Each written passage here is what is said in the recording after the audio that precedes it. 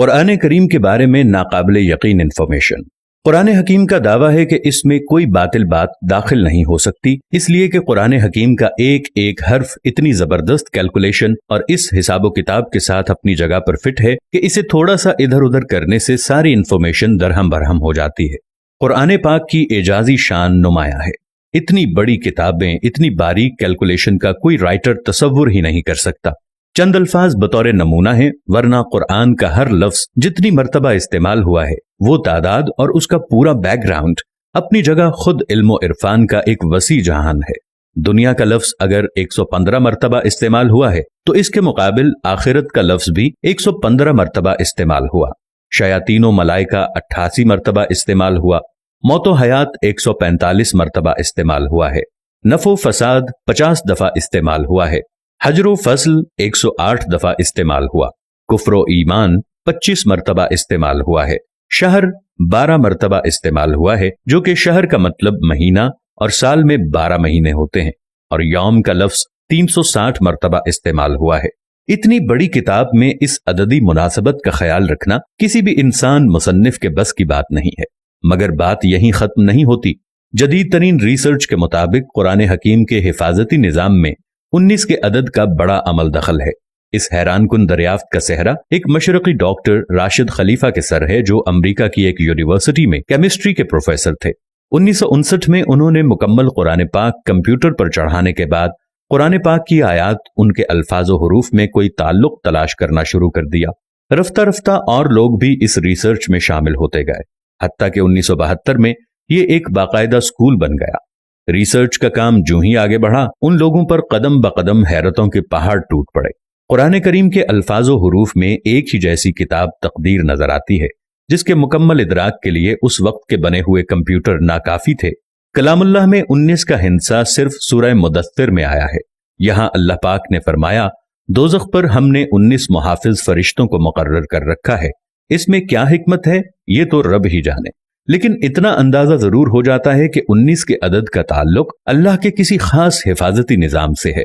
फिर हर सूरत के आगाज में कुरान मजीद की पहली आयत बिस्मिल्लाह को रखा गया है, गोया कि इसका ताल्लुक भी कुरान की हिफाजत से है, क्योंकि हम देखते हैं बिस्मिल्लाह के कुल हर्फ भी 19 ही हैं। ये देखकर शदीद हैरत होती है कि बिस्मिल्लाह में तरतीब के साथ 4 अल्फाज इस्तेमाल होते हैं। इनके बारे में रिसर्च की तो मालूम हुआ कि ये इस्म पूरे कुरान में 19 मर्तबा इस्तेमाल हुआ है। लफ्ज अर्रहमान 57 मर्तबा इस्तेमाल हुआ है, जो कि 19 ज़रब 3 का हासिल है। और लफ्ज अर्रहीम 114 मर्तबा इस्तेमाल हुआ है, जो कि 19 ज़रब 6 का हासिल है। और लफ्ज अल्लाह पूरे कुरान में 2699 मर्तबा इस्तेमाल हुआ है, जो कि 19 ज़रब 142 का हासिल है। लेकिन ये एक रहता है जिसका साफ मतलब है कि अल्लाह की जात किसी हिसाब किताबे नहीं है। कुरान मजीद की सूरतों की तादाद भी 114 है, जो कि 19 ज़रब 6 का हासिल है। सूरह तौबा के आगाज में बिस्मिल्लाह नाजिल नहीं हुई, लेकिन सूरह नम्ल आयत नंबर 30 मुकम्मल बिस्मिल्लाह नाजिल करके 19 के फार्मूले की तस्दीक कर दी गई है। अगर ऐसा न हो तो इस हिसाब से ये कायदा नहीं बनता। अब आइए हुजूर अलैहिस्सलातु वस्सलाम पर उतरने वाली पहली वही की तरफ। ये सूरह अलक की पहली 5 आयात हैं और यहीं से 19 के हिसाबी फार्मूले का आगाज होता है। इन आयात के कुल अल्फाज 19 हैं और इन अल्फाज के कुल हुरूफ 76 हैं, जो कि 19 ज़रब 4 का हासिल है। लेकिन बात यहीं खत्म नहीं होती। जब सूरह अलक के कुल हुरूफ की गिनती की गई तो अक्ल वर्ता हैरत में डूब गई कि इसके कुल हुरूफ 304 हैं, जो कि 19 ज़रब 4 ज़रब 4 का हासिल है। और अक्ल ये देखकर हैरत की अथाह गहराइयों में मजीद जाती है कि कुरान पाक की मौजूदा तरतीब के मुताबिक सूरह अलक कुरान पाक की 96 नंबर सूरत है। अब अगर कुरान की आखिरी सूरत वन्नास की तरफ से गिनती करें तो इस अखीर की तरफ से सूरह अलक का 19वां नंबर बनता है। अगर कुरान की इब्तदा से देखें तो इस 96 नंबर सूरत से पहले 95 सूरतें हैं, जो ठीक 19 ज़रब 5 का हासिल है। इससे यह भी साबित होता है कि सूरतों के आगे पीछे तरतीब भी इंसानी नहीं बल्कि अल्लाह ताला के हिसाबी निजाम का ही एक हिस्सा है। सूरह फातिहा के बाद कुरान करीम की पहली सूरा अल बकरा की कुल आयात 286 हैं। 2 हटा दें तो मक्की सूरतों की तादाद सामने आ जाती है, और अगर 6 हटा दें तो मदनी सूरतों की तादाद सामने आ जाती है। 86 को 28 के साथ जमा करें तो कुल सूरतों की तादाद 114 है। आज जबकि अक्ल व खिरत को साइंसी तरक्की पर बड़ा नाज है, یہ قرآن اپنا چیلنج دہراتا ہے۔ حساب دان، سائنسدان، ہر خاص و عام، مومن، کافر سب ہی سوچنے پر مجبور ہیں کہ آج بھی کسی کتاب میں ایسا حسابی نظام ڈالنا انسانی بساط سے باہر ہے۔